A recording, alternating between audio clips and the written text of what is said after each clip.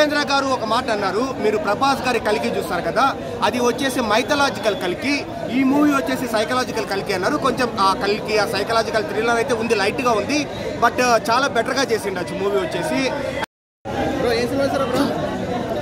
Bro ఇప్పుడే మన real star original Arjun Reddy అయిన ఉపేంద్ర గారి మూవీ యువై అయితే చూసేసి రావడం జరిగింది.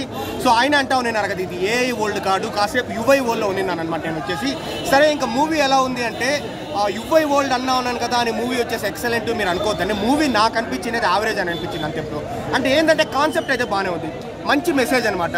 మెసేజ్ ఏంటంటే మన జీవితాలు, మన కుటుంబ సభ్యుల జీవితాలు మనం పట్టించుకోకుండా, మన బాధ్యతలు మనం తీర్చకుండా ఈ సినిమా హీరోల వెనకాల, పొలిటీషియన్స్ వెనకాల మనం పరుగులు తీసి సో మన జీవితాలు మనం కోల్పోతున్నాము. వాళ్ళేం ఎదుగుతూనే ఉంటారు కానీ మనం తగ్గిపోతూ ఉన్నాం. Rich are becoming richer, poor are becoming poorer అనేది ఉంది కదా. సో అది ఆ మెసేజ్ అయితే బాగానే ఉంది, కానీ ఎగ్జిక్యూషన్ అనేది కొంచెం మనకు ఇప్పుడు పాత ఉపేంద్ర గారి సినిమాలు మనం చూసుకుంటే లైక్ మనకు లైక్ సూపర్ మూవీ కావచ్చు, రా ఉపేంద్ర, బుద్ధివంత కావచ్చు, లేకపోతే అవన్నీ ఎలా ఉంటాయి, ఓం ఇష్ తర్లేనన్మగ. సో అంటే ఆ రేంజ్ కాదు కదా, కంపారిజన్ అని కాదు, కానీ ఆ ఉపేంద్ర గారి మార్క్ అయితే నాకు మిస్ అయిందనమాట. ఎందుకంటే ఆయన స్టోరీ టెల్లింగ్, స్క్రీన్ ప్లే మొత్తం యూనిక్గా ఉంటుంది.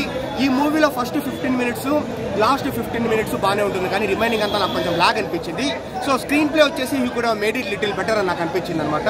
అండ్ మనం అన్ని మూవీస్ మనం ఎంటర్టైన్మెంట్ కోసం మనం చూస్తే, ఉపేంద్ర గారి మూవీస్ వచ్చేసి మనం ఒక మోటివేషన్ కోసము, ఇన్స్పిరేషన్ కోసము, ఒక డిఫరెంట్ కైండ్ ఆఫ్ స్టోరీ కోసం చూస్తాం కదా, అదైతే ఈ మూవీలో మిస్ అయింది bro. Being honest viewer, like నేను హానెస్ట్గా చెప్పాలని నేను అనుకుంటాను. మూవీలో ఒక 20-25 మినిట్స్ పర్వాలేదు, కానీ రిమైనింగ్ అంతా లాగ్ అనిపించింది. ఉపేంద్ర గారి మార్క్ మిస్ అయిందనమాట.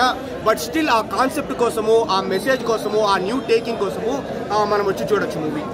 సాంగ్స్ అయితే ట్రెండింగ్ లో సాంగ్స్ అయితే ఆ సాంగ్ 2-3 సాంగ్స్ ఉన్నాయి బ్రో.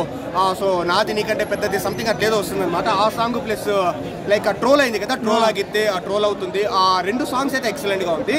అదే బ్రో ఓవరాల్ గా ఒక 2 గంటల సినిమాలో, 2 గంటల 10 నిమిషాల సినిమాలో ఈ సాంగ్స్ తో కలుపుకొని ఒక 25 మినిట్స్ పర్వాలేదు, కానీ రిమైనింగ్ అంతా కొంచెం చాలా బెటర్ గా పెట్టిండొచ్చు ఎగ్జిక్యూషన్. Thank you.